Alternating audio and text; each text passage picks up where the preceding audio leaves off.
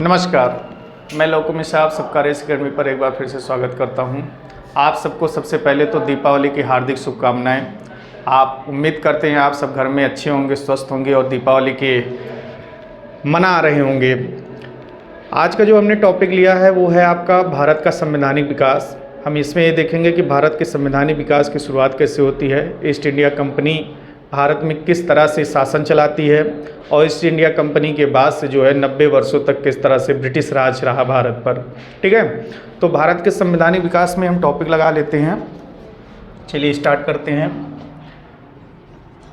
भारत का संवैधानिक विकास, भारत का संवैधानिक विकास। सबसे पहले तो ये होता है, इसमें हम ये देखेंगे कि ईस्ट इंडिया कंपनी की स्थापना कब हुई। जैसे भारत का संवैधानिक विकास का जो प्रोफार्मा हम लोग पढ़ते हैं वो 1773 के रेगुलेटिंग एक्ट से पढ़ते हैं, लेकिन हम इसको जो है 1600 के चार्टर एक्ट के माध्यम से देखते हैं। ठीक है, एक्ट के माध्यम से देखते हैं। भारत के संवैधानिक विकास की जो शुरुआत हुई है वो ईस्ट इंडिया कंपनी की स्थापना के साथ हुई है। ईस्ट इंडिया कंपनी की स्थापना कब हुई? सन 1600 में हुई है। यहीं से इसका इतिहास प्रारंभ होता है। इसमें महारानी एलिजाबेथ के द्वारा ईस्ट इंडिया कंपनी EIC जिसे कहेंगे हम ईस्ट इंडिया कंपनी की स्थापना सन 1600 में की जाती है। ठीक है, की स्थापना की जाती है और पूर्वी देशों के साथ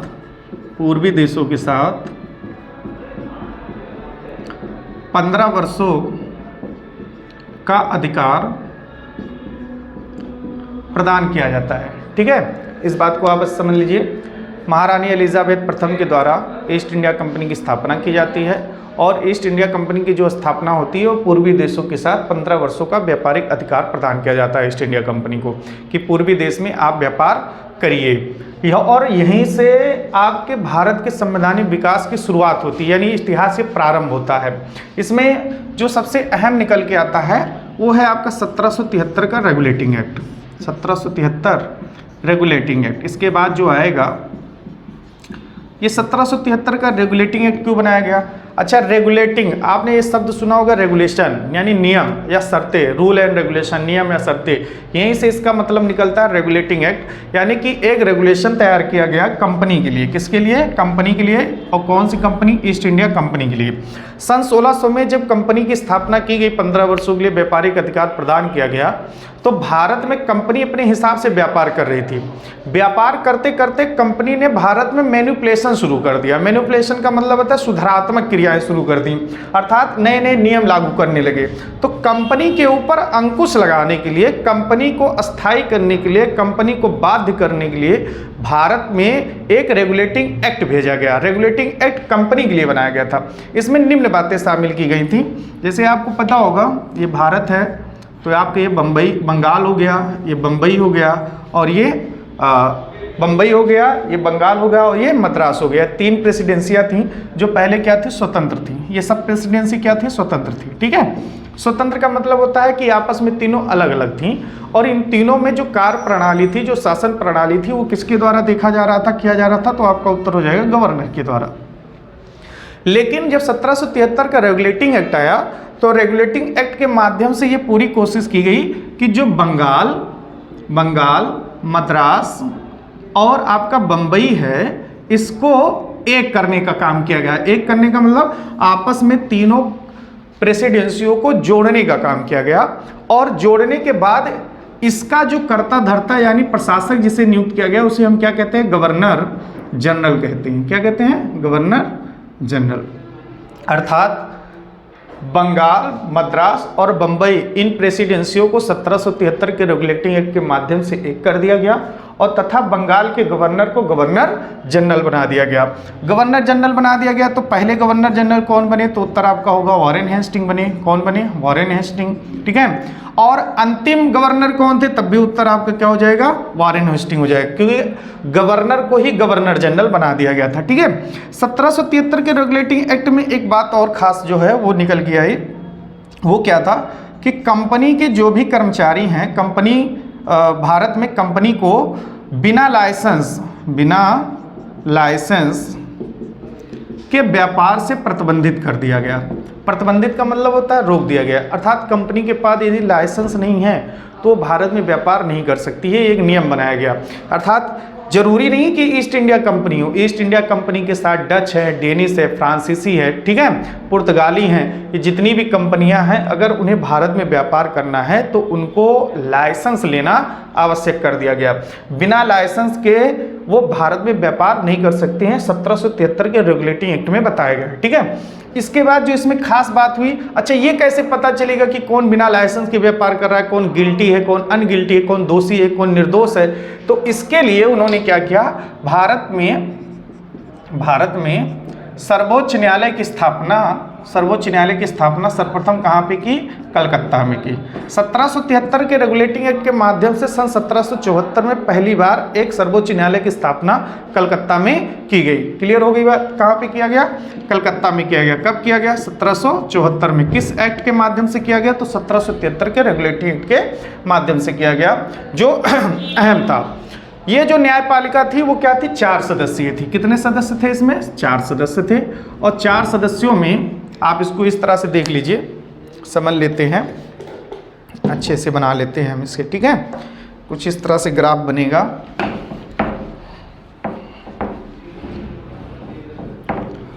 सर्वोच्च न्यायालय जो है आपका 1774 में कलकत्ता में स्थापित होगा, ठीक है। और इसमें कुछ बातें खास हैं जो देख लेते हैं।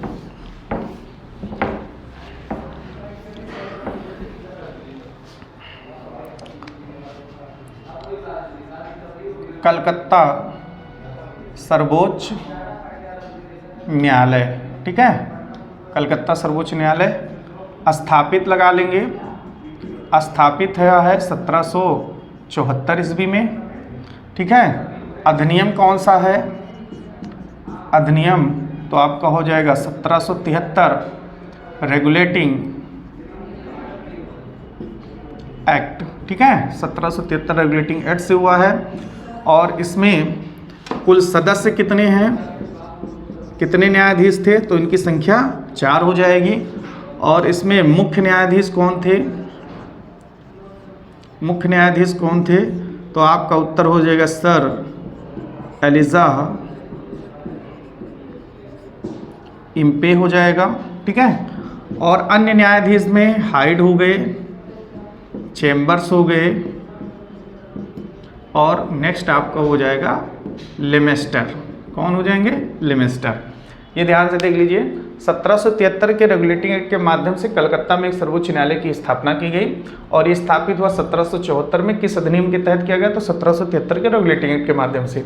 इसमें कितने सदस्य थे, तो 4 सदस्य था ये, जिसके पहले मुख्य न्यायाधीश कौन थे, सर एलिजाह इम्पे थे, हाइड, चेम्बर, लेमेस्टर ये अन्य न्यायाधीश थे, यानी ये चारों न्यायाधीश इसमें शामिल किए गए थे। क्लियर हो गई बात। कलकत्ता सर्वोच्च न्यायालय की स्थापना 1774 में हुई। 1773 रेगुलेटिंग एक्ट के माध्यम से एक बार फिर से हम रिपीट कर लेते हैं, बंगाल, मद्रास और बम्बई इन तीनों प्रेसिडेंसियों को एक कर दिया गया। और प्रेसिडेंसियों को जब एक किया गया तो बंगाल के गवर्नर को ही बंगाल का गवर्नर जनरल बना दिया गया, अर्थात बंगाल के साथ साथ वो मद्रास और बम्बई प्रेसिडेंसियों का कर्ता धर्ता बन गया, ठीक है। अर्थात आंतरिक और बाह्य मामलों में सब में फैसला लेने का अधिकार गवर्नर जनरल को दे दिया गया। साथ ही साथ एक काम और किया गया, उसमें क्या किया गया कि बिना लाइसेंस प्राप्त किसी भी कर्मचारी को व्यापार करने से प्रतिबंधित कर दिया गया। नेक्स्ट जो किया गया वो है कलकत्ता सर्वोच्च न्यायालय स्थापित किया गया, जो 1774 में था, ठीक है, ध्यान से देख लीजिए। और जब ये 1773 का रेगुलेटिंग एक्ट बना तो हम ये भी कह सकते हैं कि भारत में शासन प्रणाली की शुरुआत कह लीजिए या श्री गणेश कह लीजिए, ठीक है। श्री गणेश किससे प्रारंभ हुआ, तो यही होगा आपका 1773 का रेगुलेटिंग एक्ट होगा, ठीक है, रेगुलेटिंग एक्ट होगा। और जो ये रेगुलेटरी एक्ट बनाया गया था ये गुप्त समिति की सिफारिश पर बनाया गया था। एक सीक्रेट कमेटी थी जो गठित की गई थी, और सीक्रेट कमेटी किसके द्वारा गठित की गई थी? तो आपका उत्तर हो जाएगा ब्रिटिश प्रधानमंत्री लॉर्ड नॉर्थ द्वारा। ठीक है, ब्रिटेन के जो प्रधानमंत्री थे वो लॉर्ड नॉर्थ थे। लॉर्ड नॉर्थ के द्वारा गठित एक गुप्त समिति की सिफारिश पर 1773 का रेगुलेटिंग एक्ट बनाया गया, और यहीं से भारत की शासन प्रणाली का श्री गणेश हुआ या शुभारंभ हुआ। ठीक है, इसमें निम्न बातें शामिल थी, वो सारी बातें आपको हमने बता दिया। ठीक है, क्लियर हो गई बात। नेक्स्ट देख लेते हैं, इसमें एक पॉइंट और है, बोर्ड ऑफ डायरेक्टर जो था, इसमें बोर्ड ऑफ डायरेक्टर ये भी एग्जाम में आपके पूछा गया है सिविल में। बोर्ड ऑफ डायरेक्टर का 1 वर्ष के स्थान पर 4 वर्ष कार्यकाल कर दिया गया। कितना वर्ष कर दिया गया? 4 वर्ष कार्यकाल कर दिया गया। ठीक है, नेक्स्ट देख लेते हैं इसमें।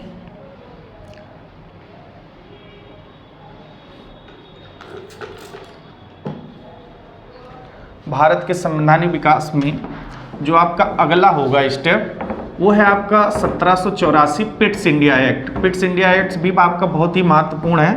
पिट्स इंडिया एक्ट में क्या बातें शामिल की गई ये देखते हैं। पिट्स इंडिया एक्ट को हम ये कह सकते हैं कि ये भारत में ब्रिटिश के अधिकाराधीन क्षेत्र के साथ एक दस्तावेज था, डॉक्यूमेंट था जो भारत भेजा गया था।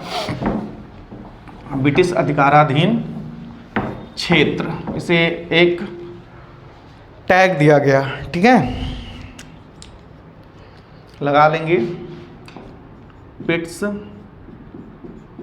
India act, Pitt's India act, और ये है आपका 1784 में आया था। ठीक है, हम इसको ब्रिटिश क्राउन या फिर ये कह सकते हैं कि ब्रिटिश ताज के स्वामित्व के दावों का पहला वैधानिक दस्तावेज था।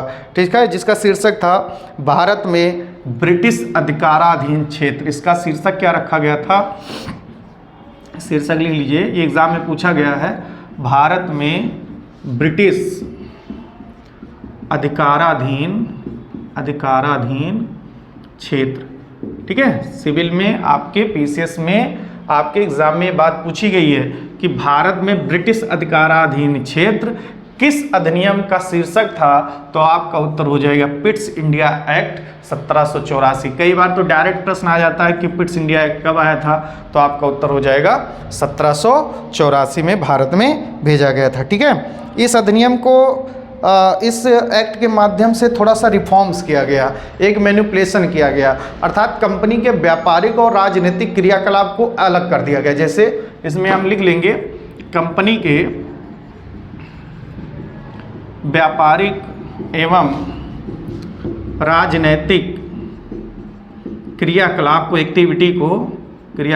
को अलग कर दिया गया, यानी सेपरेट कर दिया गया। ठीक है, अलग कर दिया गया। क्यों कर दिया गया?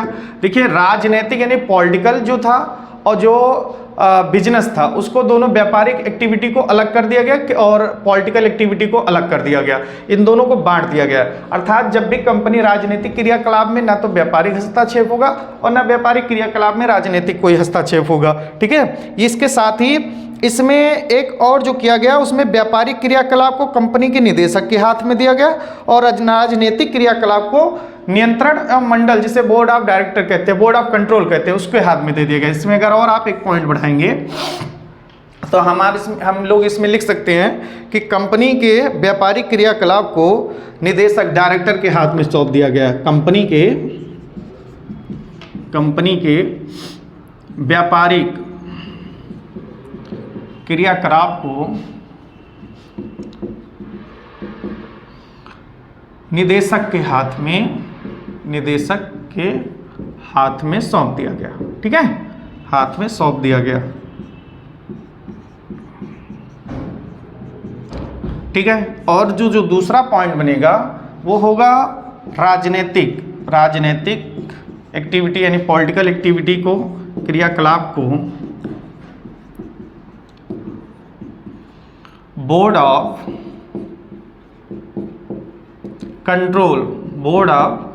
कंट्रोल के हाथों में सौंपा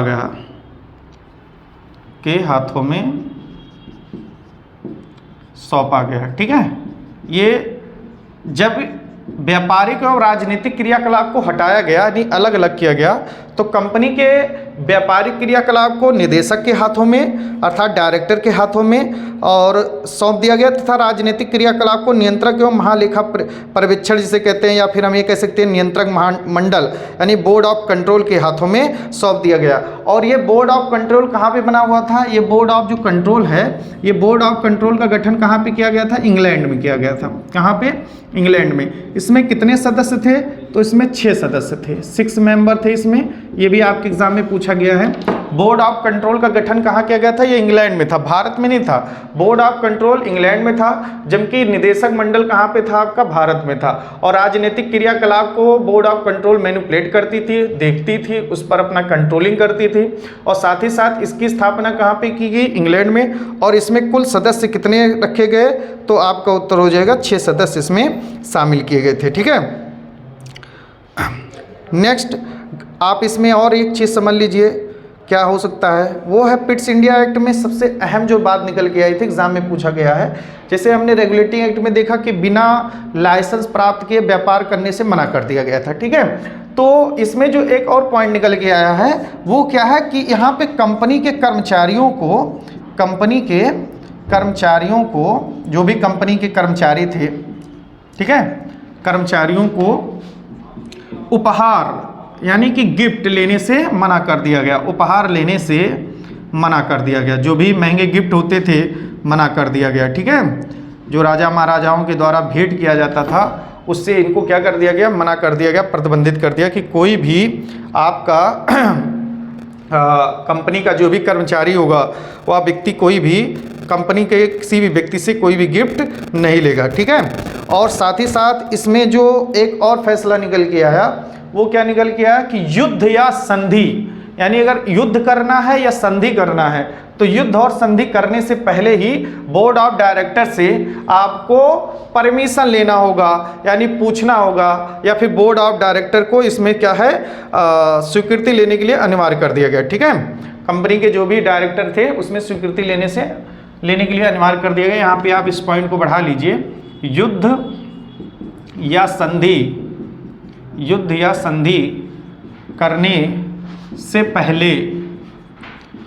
करने से पहले डायरेक्टर की स्वीकृति अनिवार्य कर दी गई। क्लियर हो गई बात? डायरेक्टर की स्वीकृति अनिवार्य कर दी गई। ठीक,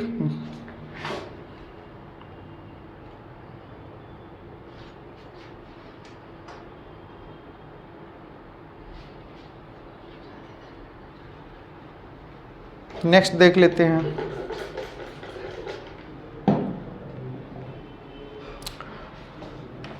दो अधिनियम हो गया आपका भारत के संवैधानिक विकास में।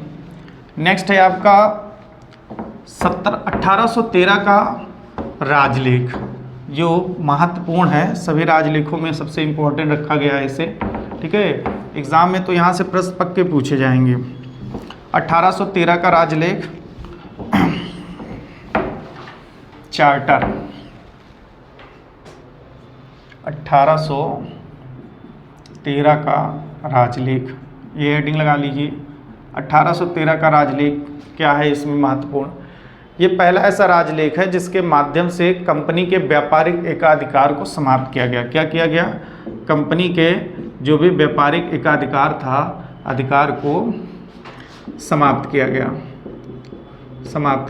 ठीक है, समाप्त किया गया का मतलब ये हुआ कि जो मोनोपोली थी, यानी कंपनी का जो अधिकार था व्यापार के ऊपर, जो पूरा कंट्रोलिंग था ईस्ट इंडिया कंपनी का, उसको समाप्त किया गया। लेकिन पूर्ण रूप से नहीं समाप्त किया गया है, इस एकाधिकार को आंशिक रूप से समाप्त किया गया है, आंशिक रूप से। ठीक है, आंशिक रूप से समाप्त किया गया है। आंशिक रूप में समाप्त किया गया, इसका अर्थ ये हुआ कि इस कंपनी में चीन के साथ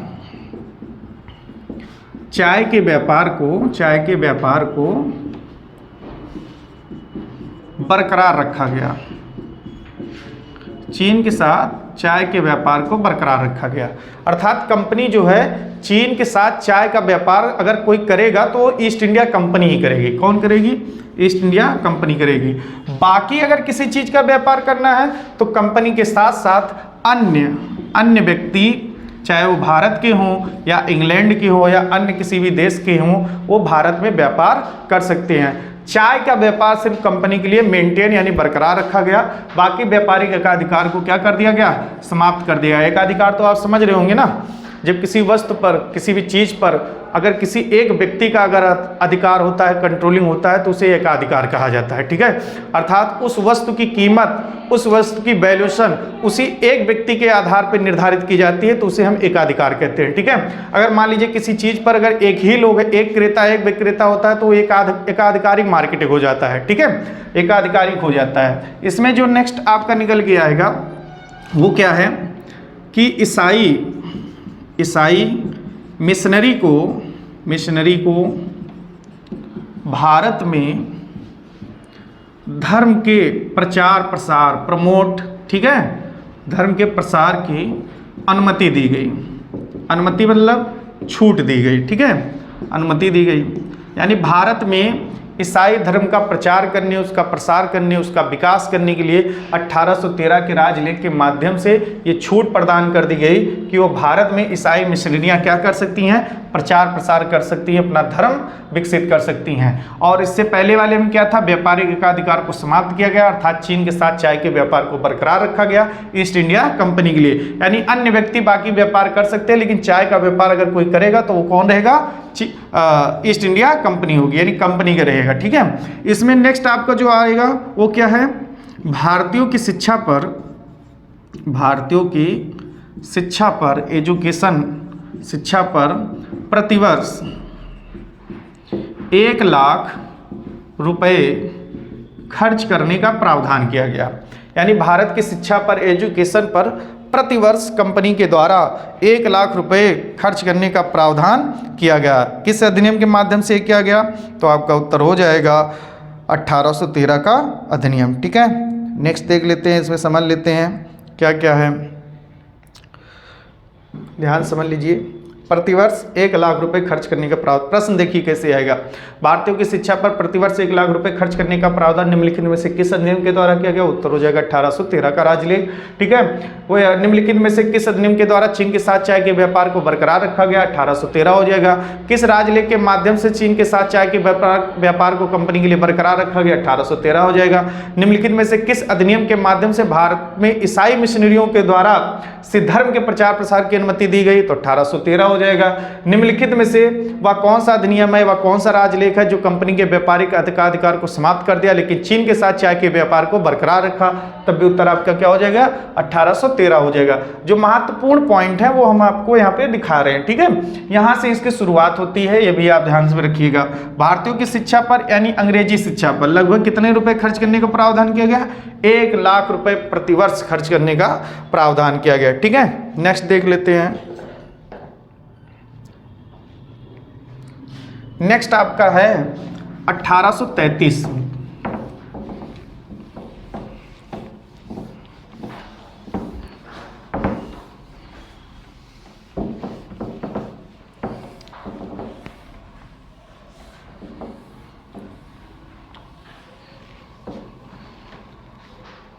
नेक्स्ट क्या है, 1833 का राजलेख, ठीक है। ये 13 में 20 जोड़ेंगे आप तो 1833 हो जाएगा। इसमें क्या होगा, इसमें कंपनी के व्यापारिक, यही शब्द ध्यान में रखना है, कंपनी के व्यापारिक एकाधिकार को पूर्ण रूप से समाप्त कर दिया गया, पूर्ण रूप से समाप्त कर दिया गया। 1813 वाले में क्या है, कंपनी के व्यापारिक एकाधिकार को आंशिक रूप से समाप्त किया गया था, चीन के साथ चाय के व्यापार को बरकरार रखा गया। लेकिन 1833 में क्या कर दिया गया है, कंपनी के व्यापारिक एकाधिकार को पूर्ण रूप से समाप्त कर दिया गया है। अर्थात इसको हम कह सकते हैं कि चीन के साथ चाय के व्यापार को पूर्ण रूप से समाप्त कर दिया गया, ये भी हम कह सकते हैं, ठीक है, समाप्त कर दिया गया, ठीक है। नेक्स्ट क्या होगा इसमें पॉइंट, वो क्या है, 1833 के अधिनियम के माध्यम से बंगाल के गवर्नर जनरल को, बंगाल के गवर्नर जनरल को संपूर्ण भारत का गवर्नर जनरल बनाया गया। संपूर्ण भारत का गवर्नर जनरल बनाया गया। अगर संपूर्ण भारत का गवर्नर जनरल बनाया गया है तो इसका मतलब ये हुआ कि भारत की शासन प्रणाली का क्या कर दिया गया, केंद्रीयकरण कर दिया गया। केंद्रीयकरण कर दिया गया कि इसका मतलब ये हुआ कि देश के लिए कानून बनाने का अधिकार दे दिया गया। ठीक है, गवर्नर जनरल को संपूर्ण देश के लिए कानून बनाने का अधिकार दे दिया गया। और पहली बार क्या किया गया, भारत की शासन प्रणाली का पहली बार केंद्रीयकरण किया गया। किस अधिनियम के माध्यम से, 1833 के अधिनियम के माध्यम से। इस समय कौन गवर्नर जनरल थे, तो आपका उत्तर हो जाएगा लॉर्ड विलियम बेंटिंग। कौन रहेंगे, लॉर्ड विलियम बेंटिंग हो जाएंगे। इससे हम एक प्रश्न और बना सकते हैं कि बंगाल के अंतिम गवर्नर जनरल कौन थे, तब भी उत्तर क्या होगा, लॉर्ड विलियम बेंटिंग। और भारत के पहले गवर्नर जनरल कौन थे, तब भी उत्तर आपका क्या होगा, लॉर्ड विलियम बेंटिंग, क्योंकि लॉर्ड विलियम बेंटिंग को ही भारत का पहला गवर्नर जनरल बनाया गया था। लॉर्ड विलियम बेंटिंग से आप एक बात और याद रख लीजिए, 1829 में इन्होंने सती प्रथा का अंत किया था। सती प्रथा का प्रतिबंध किया था। कहाँ पे किया, ये भी देखिए, संपूर्ण भारत में इन्होंने नहीं किया था 1829 में। 1829 में इन्होंने जो किया था वो कहाँ किया था, बंगाल में किया था। कहाँ पे, क्योंकि उस टाइम 1829 में बंगाल के गवर्नर जनरल थे, अर्थात ये जहाँ के गवर्नर जनरल थे वहीं का कानून बना सकते हैं। तो कानून बनाने का जो अधिकार था वो बंगाल तक था। तो इन्होंने राजा राम मोहन राय के समर्थन से, सहयोग से बंगाल में चल रहे ये कुप्रथा जो सती प्रथा थी इसका अंत किया, इसे वैधानिक दर्जा दिया और इसे गैर कानूनी माना। ठीक है, अर्थात ये जो प्रथा थी इसको गैर कानूनी माना गया। हालांकि ये जाकर के आगे चल करके ये प्रभावी होगा संपूर्ण भारत में, लेकिन इन्होंने 1829 में इसे सर्वप्रथम कहां पे प्रतिबंधित किया था, तो उत्तर क्या हो जाएगा, बंगाल में हो जाएगा। ठीक है, बंगाल के गवर्नर जनरल को संपूर्ण भारत का गवर्नर जनरल किस अधिनियम के माध्यम से बनाया गया, राजलेख के माध्यम से, 1833 हो जाएगा। चीन के साथ चाय के व्यापार को पूर्ण रूप से समाप्त किया गया, 1833 हो जाएगा। क्लियर हो रही बात। भारत की शासन प्रणाली का पहली बार केंद्रीकरण कब किया गया, तो उत्तर आपका भी 1833 हो जाएगा। ठीक है, अर्थात गवर्नर जनरल को पूरे भारत के लिए कानून बनाने का अधिकार प्रदान कर दिया गया। ठीक है, नेक्स्ट देख लेते हैं इसमें क्या होगा। नेक्स्ट क्या होगा,